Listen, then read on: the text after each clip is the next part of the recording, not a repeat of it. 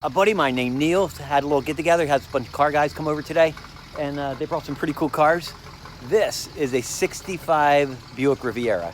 It's a Grand Sport, and the Grand Sport was the high-performance model Riviera. 425 cubic inch, 360 horsepower. This was originally designed to be something like a show car. Cadillac originally planned to take this model, but instead it went to Buick.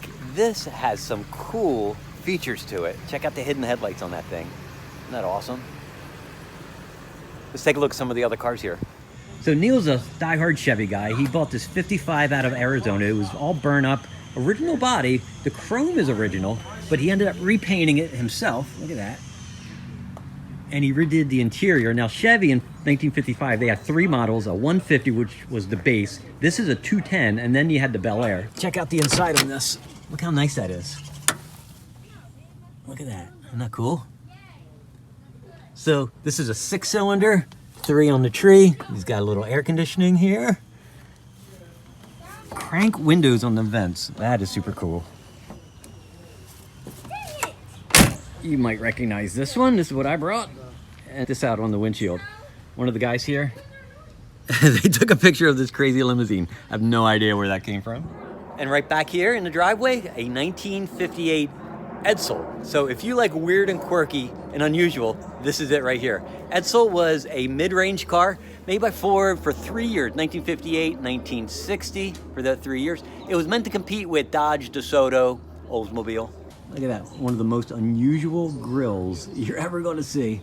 Inside, you have a teletouch transmission selector. Up top, you have the speedometer that looks more like a compass where it spins. Tachometer, which is unusual for the 50s. Fuel gauge, of course. Odometer, clock, defroster, air, HVAC controls. Down here, you have your lights, parking lights, driving lights, antenna, courtesy lights, and then blower, wipers, and interior lights. You have your radio. Power windows, which is nice to have for a convertible. Look at that. Power windows, there's your door lock. Everything on this car is about style. All the details. It's incredible how much effort and styling goes into every aspect of this car. In the garage here, Neil has a 1959 Chevy El Camino. This is the first year for the El Camino, which came out just a couple years after Ford had the Ranchero. And just like the Edsel, look at the styling, man. Every single aspect, every curve, every turn, every part of the car is about style. So the interior is a combination of 64 Impala. Center console's Oldsmobile 442. And that's the giveaway right there, the tachometer. Has aftermarket air conditioning, has your basic gauges. There's a spotlight on the side. You see that spotlight? Part mirror, part spotlight. And this little guy is a stoplight finder. So if you pull too far ahead, you can actually see the colors of the spotlight reflecting in the prism to tell you what color the light is and when it's time to go. And then storage behind the seat. Next to the El Camino, we have in this little carport area, we have a 1974 Firebird, and it's a Formula, but it has the Trans Am sticker on it. You see the flaming bird? It's disguised as a Formula, but underneath it all is Trans Am. Apparently this was an option.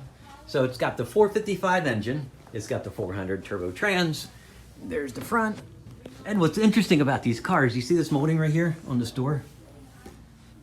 There was an option. So if you had the molding that continued along the hood and the fender tips, you did not get the trim on the wheel wells and vice versa. Kind of an odd mix and match, but that's kind of what they did in '74. Inside, clean, really clean. I see an 8-track.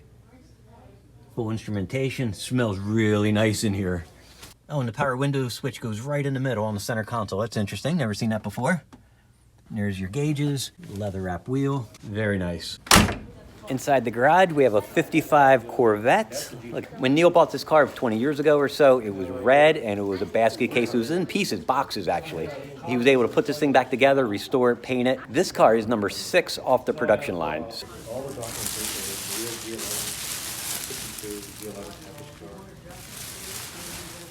Look at that. Look at the waffle pattern on the seats. 62 semi-final width. I've had that. One of my favorite features on these Corvettes is the emblems. Look how cool that is. And the later models, 59, 58 for instance, it's more of a 3D effect where it's recessed even further underneath the, I guess the plastic cap here. I remember hearing people buy. You have these air scoops in the front fender. How cool is that?